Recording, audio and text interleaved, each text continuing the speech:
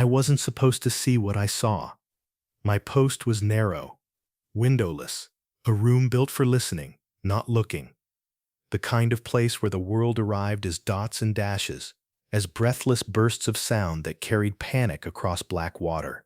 When something went wrong on a ship like this, you heard it long before anyone admitted it existed.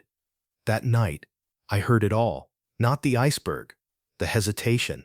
Metal doesn't lie, people do. I sat in front of the set with the headphones pressed tight, the warm bite of the receiver against my ears. The air smelled faintly of hot insulation and ink.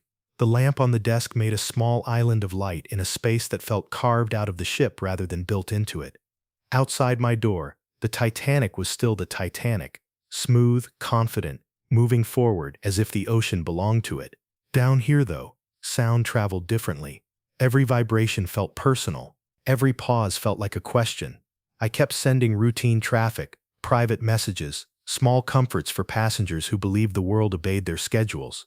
A man in first class telling New York he'd arrive early. A woman sending love to Boston. Words that cost money and assumed tomorrow.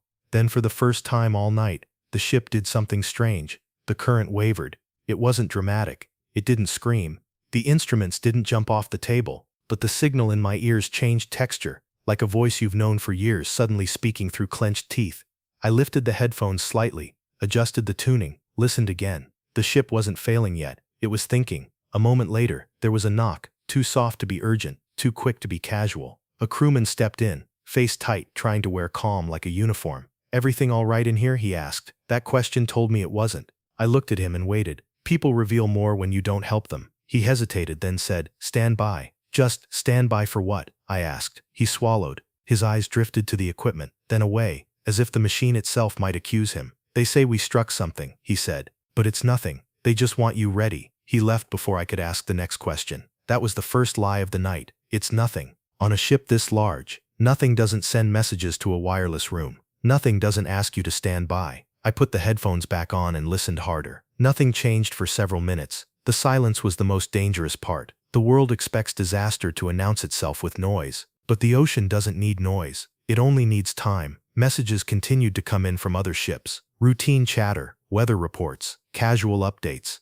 The sea was full of voices that didn't know they were speaking next to an ending. Then the second strange thing happened. A message arrived from another ship, sharp and quick, the tone of a man sending information that felt important. Ice reported. Field ahead. Stopped. I wrote it down. I always wrote everything down. Paper has a way of remembering what people deny. I reached for the log, then paused. This ship had already struck something. That meant this warning mattered more than it would have an hour earlier. But warnings are only useful if someone listens. I carried the slip into the corridor, where the hum of the ship felt slightly off. The deck beneath my feet seemed too still. I found an officer and handed it over. He glanced at the message as if it were a minor inconvenience, nodded, and said, "Thank you," as if I'd delivered a dinner menu. I returned to my post with a strange pressure behind my ribs, the kind you feel when a truth wants to become a sound but has nowhere to go. Back in the wireless room, the headphones filled again with routine life: ships, calling ships, operators joking, impatience crossing the air in bursts of dots. And then, another knock. This one wasn't soft, it was controlled, intentional. A knock from someone who didn't believe in nothing. A man stepped inside, older, eyes hard, the kind of face that had seen storms and didn't pretend to be surprised by them. He didn't waste words. "Can you reach anyone close?" he asked. The question cut through my last hope of calm. "Yes," I said. "Several." He nodded once. "Captain wants you ready." "Ready for what?" I asked again, though I already knew. He looked at me like he was deciding whether truth would help or harm. Then he said, "We're taking water." Not there is water. Not some flooding. Taking water. Like the ship was forced to accept something it didn't want. "How bad?" I asked. He didn't answer. He didn't need to. He gestured toward the set. "Stand by for orders." When he left, the room felt smaller. I watched the receiver as if it might begin speaking without permission. In the hallway outside, footsteps passed. Fast, then faster. A voice called something I couldn't make out. A door closed. Another opened. The ship was changing pace without admitting it was changing direction. For several minutes I heard nothing from the bridge. No official signal. No command. Only the world continuing to talk. In that silence, I understood the second lie of the night. We have time. Ships don't ask wireless operators to stand by if they have time. Finally, the door opened again. The older officer returned, but this time he brought something different in with him. Not panic. Wait.